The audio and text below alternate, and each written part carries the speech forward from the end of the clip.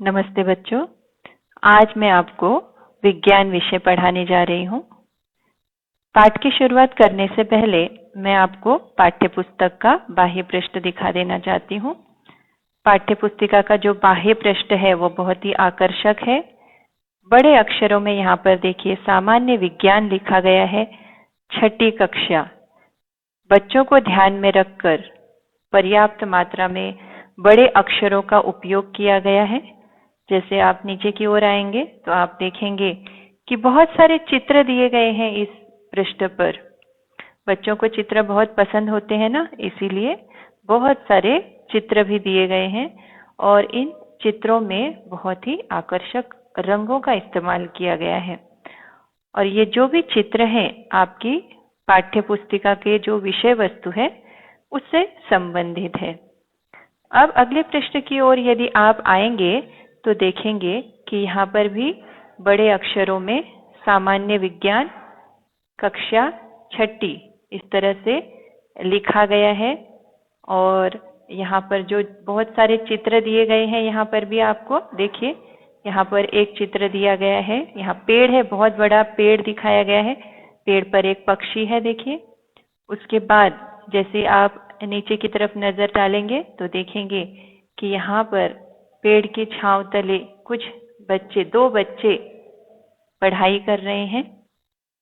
सामने ही एक लड़का जो है वो पेड़ लगा रहा है, वृक्षारोपण का कार्य कर रहा है।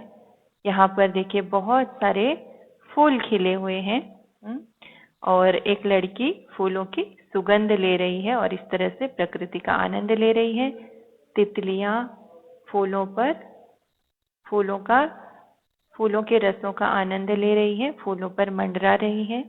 और जैसे ही नीचे देखेंगे पाठ्यपुस्तिका में तो दिखाई देगा कि एक बहुत सुंदर सा तालाब है यहाँ पर और तालाब में एक फूल खिला हुआ है।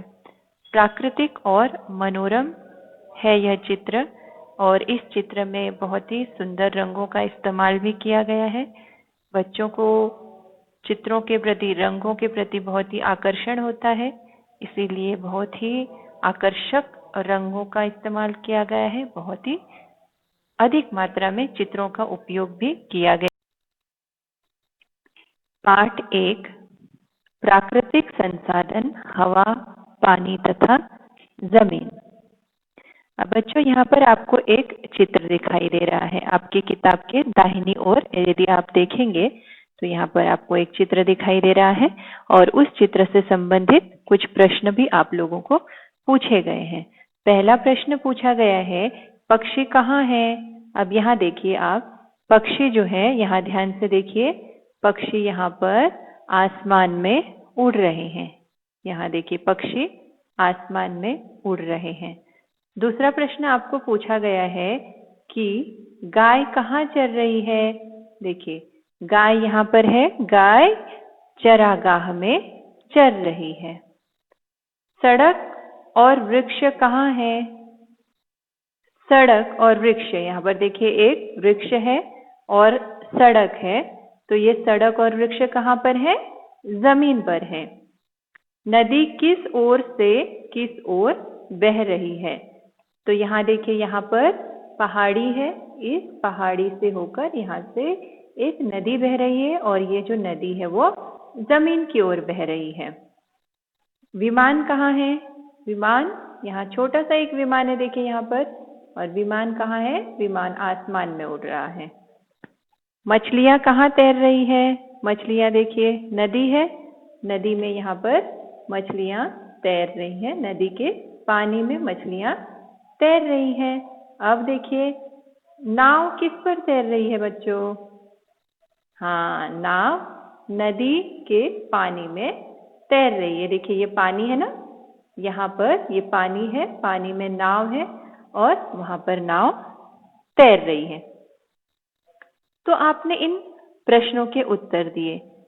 इससे आपको क्या समझ में आता है कि पृथ्वी पर जितने भी घटक हैं वो घटक हवा, पानी तथा जमीन से संबंधित है। तो हवा को वायुमंडल, जमीन को स्थलमंडल और पानी को जलमंडल कहा जाता है। कुछ सजीव ऐसे होते हैं जो इन तीनों मंडलों में संचरण करते हैं, अर्थात आना जाना लगा रहता है उनको, उनका तीनों मंडलों में। तो ऐसे मंडल को कहा जाता है जीव मंडल। और इन सभी मंडलों का निर्माण बच्चों प्राकृतिक रूप से ही हुआ है। सभी मंडल जो है, वायुमंडल, स्थल मंडल, जल मंडल, इन तीनों मंडलों का निर्माण प्राकृतिक रूप से हुआ है। तो हम इस सब से हमें ये परिभाषा मिलती है, देखिए यहाँ पर, पृथ्वी की सजीव सृष्टि को बनाए रखने तथा उनकी मूलभूत आवश्यकताओं की पूर्ति करने के लिए हवा, पानी तथा जमीन जैसे घटक महत्वपूर्ण हैं। इन्हें प्राकृतिक संसाधन कहते हैं। अब हम यहाँ पर आते हैं। यहाँ देखिए एक आकृति दिखाई गई यहाँ पर किताब के दाहिनी ओर, पेज नंबर 1 में ही दाहिनी ओर एक आकृति दिखाई गई है, देखिए यहाँ पर। तो इस आकृति को ध्यान से देखिए। यहाँ पर जो नीले रंग का भाग है, नीले रंग का भाग है, वो पानी का अनुपात दिखा रहा है। तो हमारी पृथ्वी पर कितना पानी है? हमारी पृथ्वी पर 71% पानी है। और जमीन कितनी है हमारी पृथ्वी पर? जमीन पर 29% जमीन है। तो इससे हमको समझ में आता है कि जो जमीन और पानी का जो अनुपात है, उनमें बहुत ही अंतर पाया गया है। अब हम आते हैं अगले पृष्ठ की तरफ।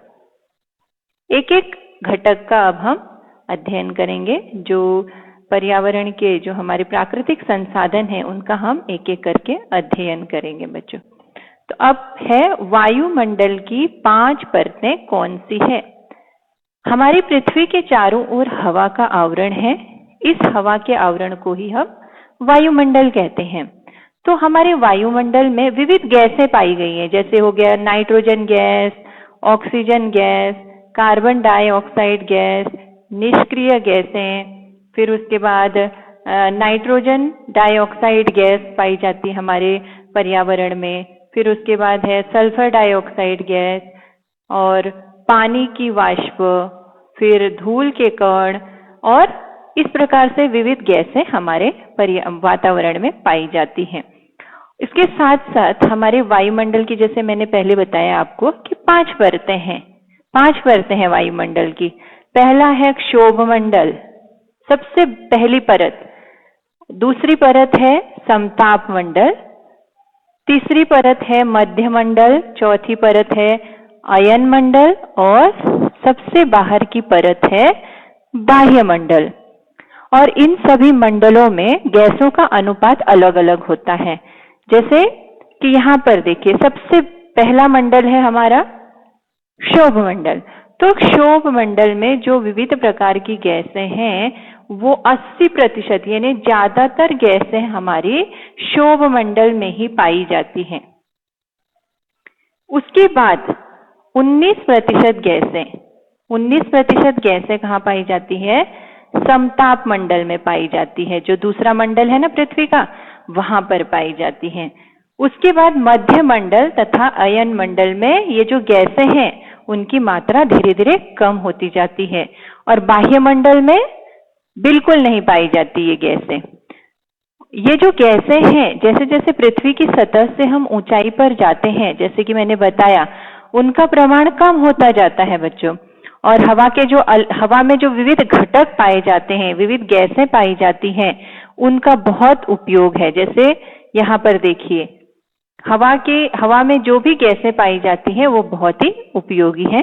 सबसे पहले हम देखते हैं यहाँ पर हवा के जो घटक हैं, हवा में जो विविध घटक, अभी हमने पढ़ा ना, हवा में विविध प्रकार की गैसें पाई जाती हैं, तो उन गैसों का अनुपात कितना है? ये जो नीले रंग का भाग दिखाया गया है, ये है नाइट्रोजन गैस। तो हमारे वायुमंडल में 78% नाइट्रोजन गैस है, 21% ऑक्सीजन गैस है, 0.9% ऑर्गन है, 0.07% अन्य गैसें और अन्य घटक हैं, और 0.03% जो है वो कार्बन डाइऑक्साइड है। और ये गैसें जो है हमारे लिए बहुत ही ज्यादा उपयोगी हैं। वो कैसे? अब देखिए, नाइट्रोजन गैस हमारे लिए कैसे उपयोगी है। नाइट्रोजन गैस जो है हमारे लिए बहुत ही उपयोगी सजीवों के लिए। क्यों? क्योंकि इससे उनको प्रथिन मिलता है, सजीवों को प्रथिन मिलता है, प्रोटीन मिलता है।